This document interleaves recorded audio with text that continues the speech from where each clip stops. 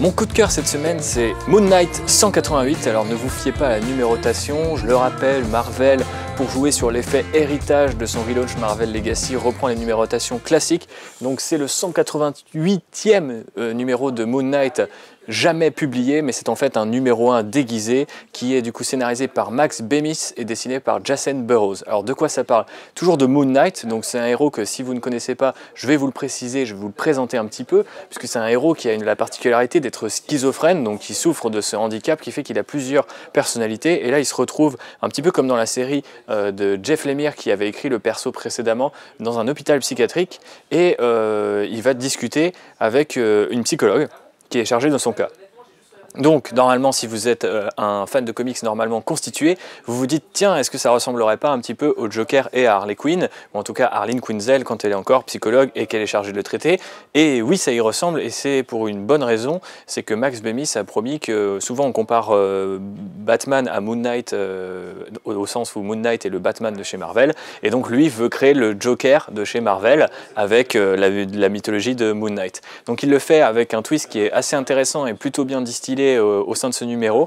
Je vous préviens tout de suite, c'est assez bavard, la composition est hyper stricte, les dessins sont pas forcément super intéressants en tant que tels, enfin visuellement ça va pas vous sauter aux yeux, je trouve que ça fait parfaitement le taf, cela dit, et ça va nous présenter du coup Moon Knight dans cet asile, et une menace grandissante. Ça permet aussi de rappeler un petit peu sa mythologie qui est inspirée de la mythologie égyptienne et de l'Égypte antique. Donc deux choses que moi j'aime bien. C'est l'un de mes persos préférés chez Marvel, donc je suis content qu'il ait ce traitement un petit peu moitié, alors peut-être pas un télo, mais en tout cas on sent qu'il y a une envie derrière de créer quelque chose de bien précis. Ça sera à mon avis assez déconnecté du reste du relaunch, donc vous pouvez aussi y aller si vous ne connaissez pas tellement le perso. Il y a d'autres histoires de Moon Knight à découvrir, et l'avantage c'est que c'est généralement plein de petites mini-séries. On a eu celle de Warren Ellis par exemple, celle de Jeff Lemire que j'ai déjà mentionné, donc vous pouvez y aller très facilement. Plus facilement sur celle que je viens de mentionner que celle-ci qui est un peu plus cérébrale, mais justement je trouve que c'est assez intéressant puisque ça joue sur la maladie du personnage et ça la prend à cœur, et à la fin les auteurs expliquent justement qu'ils voulaient vraiment faire un mélange de super-héros, d'égyptologie et puis de psychologie dans le sens médical du terme, et je trouve ça assez couillu de leur part de le faire comme ça et à ce point. Donc c'est un numéro qui m'a plu même s'il est très particulier, donc je vous le recommande cette semaine. Voilà. Mon coup de cœur cette semaine, c'est Port of Earth numéro 1, sorti chez Topco, l'imprint de Image Comics. C'est une nouvelle série de Zach Kaplan et de Andrea Mutti. De quoi ça parle? C'est un titre de science-fiction. Les extraterrestres finissent par débarquer sur Terre dans un futur plus ou moins proche, et ils ne viennent pas pour faire la paix ni pour faire la guerre, mais en fait pour faire du bif.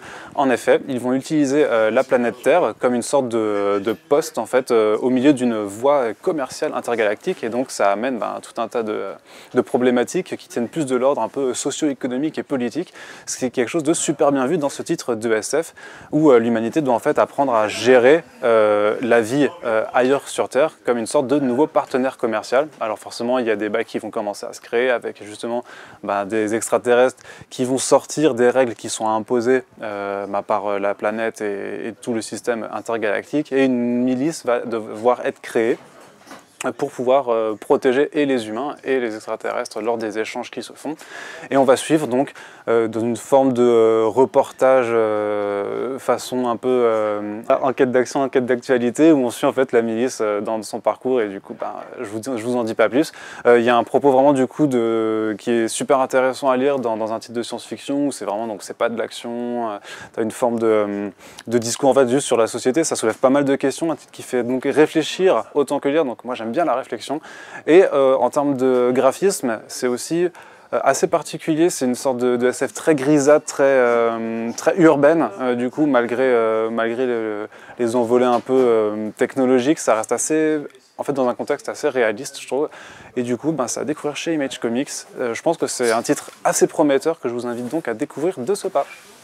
Alors, mon coup de cœur cette semaine, c'est un nouveau tie-in de Dark Knight Metal. Alors, depuis le début de l'event, je suis moyennement convaincu, même si je pense que c'est quand même dans le haut du panier. J'aime beaucoup que Scott Snyder s'amuse avec Batman, et notamment son histoire et tous les différents runs, principalement celui de Grant Morrison. Et cette semaine sort Batman Lost, donc c'est Scott Snyder, mais il n'est pas tout seul, puisqu'il y a James Tynion Ford, son padawan, et Joshua Williamson qui est scénariste de Flash, et au dessin c'est pareil, l'histoire est séparée en 3 dessinateurs, puisqu'il y a Doug Mahnke, Jorge Jiménez et Yannick Paquette.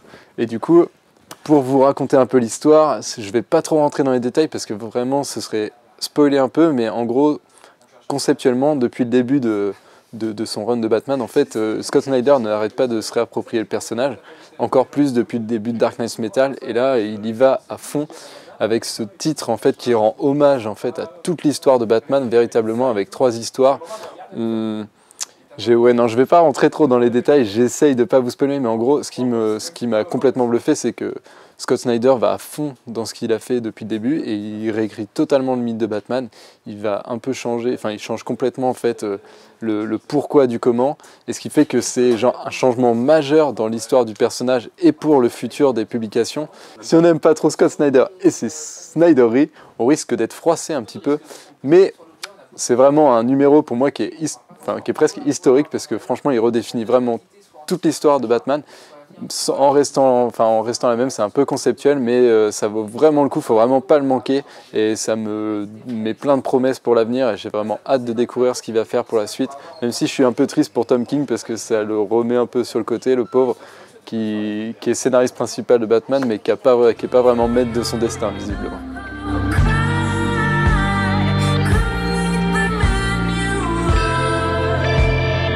Comme le jingle coup de gueule vous l'aura déjà spoilé, aujourd'hui j'ai un nouveau coup de gueule et c'est de nouveau un titre Star Wars. Je crois que c'est le 3e coup de gueule que je fais depuis la reprise des coups de cœur, et c'est la 2e fois que c'est un titre Star Wars parce que je suis extrêmement chiant sur Star Wars, et vous le savez.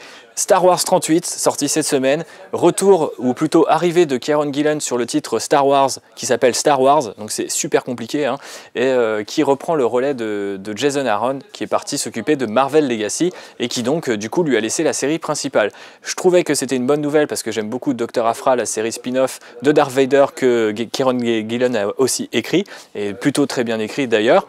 Donc je me réjouissais de découvrir cette nouvelle série, d'autant qu'elle joue sur des connexions avec Rogue One puisqu'on est sur la planète Jedha, et on va un petit peu apprendre comment le sacrifice de Saw Gerrera et de Jyn Erso, le commando en gros qui est arrivé sur Scarif, va inspirer l'Alliance Rebelle à se bouger un petit peu le cul. Donc je trouve ça plutôt intéressant. Visuellement je me suis dit on est sur Jedha, donc il va se passer plein de choses parce que c'est cette espèce de mec dans l'univers de Star Wars, donc il y avait plein de choses à faire, sauf qu'au dessin on retrouve ce bon Salvador Larroca, et oui, l'ami de toujours. Il avait commencé avec donc Dark Vador, la série de Kieron Gillen justement, et depuis on l'a revu un peu partout dans différents arcs de Star Wars avec de moins en moins d'inspiration, et surtout un truc qui m'agace au plus haut point, des photoshoppages des visages des acteurs de la saga Star Wars. Plutôt que de les dessiner, il va photoshopper en fait, voilà, récupérer leur visage et le coller sur un dessin. Donc il va dessiner le corps et va coller le visage comme ça sur un corps. Donc ça donne des espèces de passages complètement chelous. C'est vraiment, il y a un côté étrange en fait dans ces personnages, et parfois même risible, parce qu'on a vraiment l'impression que des fois c'est du collage quoi. Et c'est indigne à mon avis d'un titre Marvel, encore plus d'un titre Star Wars où l'aspect visuel est d'autant plus important à mon sens. Donc je ne comprends pas pourquoi il est toujours là, je ne comprends pas pourquoi, alors que Gillen revient et qu'il propose quelque chose d'assez intéressant sur l'Alliance Rebelle et qu'il amène toute sa science du dialogue, etc. Immédiatement on sent quand même qu'il y a un changement. On se tape encore ce mec et ses dessins qui sont franchement indigne de ce qu'on peut proposer avec un titre Star Wars.